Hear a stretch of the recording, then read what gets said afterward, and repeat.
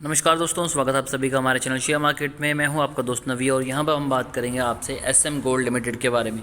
आज की बात करें तो 5% के अराउंड अपर सर्किट दिखाई दे रहा है। 38.25 रुपीज़ के आसपास स्टॉक ट्रेड कर रहा है। कि क्या ये यहां पर जस्टिफाई करता है? पिछले कुछ टाइम से काफ़ी ज़्यादा तेज़ी भी है।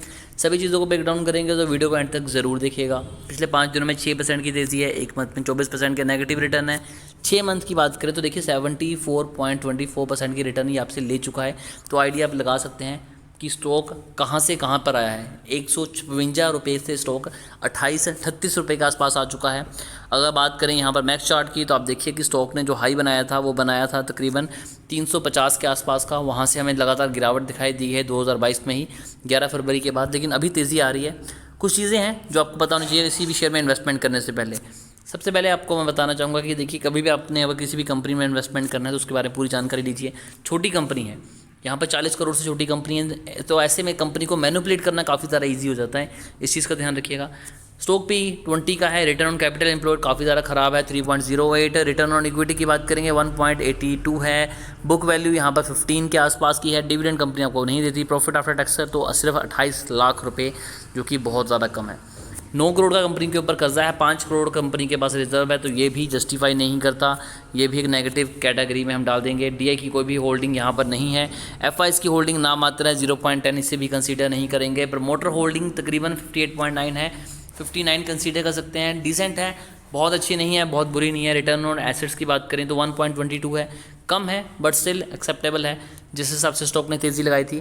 तो यहाँ पर अगर कंपनी के फंडामेंटल देखें तो कहीं पर भी आपको कुछ भी ऐसी चीज़ नहीं दिखाई दे रही कि स्टॉक ने कुछ ऐसा किया होगा जिसके बाद आप यहाँ पर तेज़ी देख लें। अब मेरी वीडियो काफ़ी सारे लोगों को चुभेगी क्योंकि उनका पैसा लगा है, तो मैं समझता हूँ उस चीज़ को, बट आपको भी कुछ चीज़ें समझनी चाहिए। अब देखिए यहाँ पर stock 20 day moving, 200 day moving average और 50 डे मूविंग एवरेज से नीचे चल रहा है। तो जब तक हमें यहाँ पर क्लीन ब्रेकआउट नहीं दिखाई देगा, चाहे वो 50 डे मूविंग एवरेज में हो, चाहे वो 200 डे मूविंग एवरेज में हो, हम बाइंग नहीं करेंगे। यहाँ पर बाइंग करने का मतलब ही है अपने आप को बीच में फिर से फंसाना। स्टॉक आपके फिर से रिटर्न खाएगा। ऑलरेडी काफ़ी सारे लोगों को भारी नुकसान ये स्टॉक दे चुका है। ईयर ऑन ईयर बेसिस पे नज़र डालें तो देखिए कंपनी की जो सेल्स हैं बेशक इंक्रीज़ हुई है, लेकिन बहुत बड़ा सडन जंप नहीं था कि स्टॉक इतने ज़्यादा अच्छे रिटर्न दे दे। अदर इनकम में भी बहुत ज़्यादा फर्क नहीं था। उसके बाद बात करें प्रॉफिट बिफोर टैक्स के बारे में, तेज़ी है बट बहुत ज़्यादा तेज़ी नहीं है। इतनी तेज़ी नहीं है कि स्टॉक आपको एकदम से मल्टीप्लाई का रिटर्न देने शुरू कर दे। यहाँ पर समझने वाली चीज़ ये है कि इनके साथ खेला जाता है, स्टॉक को ऑपरेट किया जाता है, एक अच्छी लिक्विडिटी स्टॉक में डाल के उसे पंप किया जाता है, और जब ऑपरेटर को पैसा बनता है तो वो स्टॉक से बाहर आता है और फंसता है रिटेल इन्वेस्टर।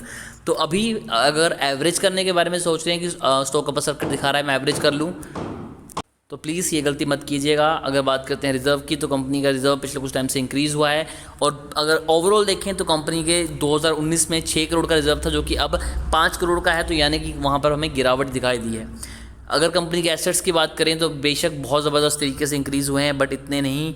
कहीं पर भी कंपनी में मुझे कोई भी ऐसी चीज़ नहीं मिली जिसकी वजह से मैं आपको बोल सकता हूँ कि इन्वेस्टमेंट आप करिए, बड़ा अमाउंट यहाँ पर लगाइए। बिल्कुल भी मत लगाइएगा, आपका पैसा डूबेगा ही डूबेगा।